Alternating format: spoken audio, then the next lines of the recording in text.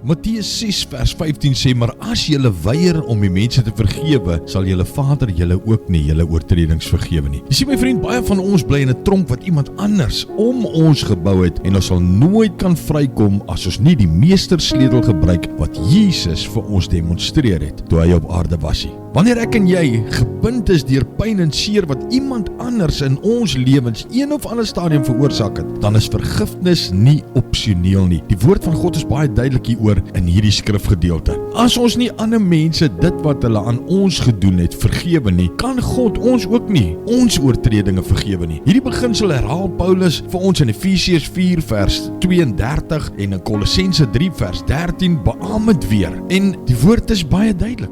Jesus en Paulus se mandaat aan ons as kinders van die Here is om te vergewe. Paulus het gelei vir die evangelie en ten spyte daarvan het hy mense vrygespreek soos wat hy siele gewen het vir die koninkryk. Selfs Jesus het terwyl hy aan die kruis gehang het uitgeroep na God en gevra dat Abba Vader die moet vergewe wat hom vervolg het. Vergifnis is 'n sleutel, my vriend, wat ons meester ons gegee het. Ons moet dit net vat en uitstap in daardie vryheid wat vergifnis vir ons inhou. Abba Vader, baie dankie vir hierdie meestersleutel. En dankie Here dat U en Paulus dit so mooi vir ons gedemonstreer het. Veral U Here toe hy aan die kruis gehang het en nog steeds die vrygespreek het wat U vervolg het. Wat 'n ongelooflike amazing voorbeeld. Here, dan is dit niks vir ons om mense vry te spreek wat iets teen ons gedoen het nie. Help ons Here, soos wat ons nou daaroor nadink om mense te vergewe wat iets teen ons het of wat ons een of ander tyd vir ons te nagekom het. En ons bid dit vanmôre in Jesus se naam. Amen.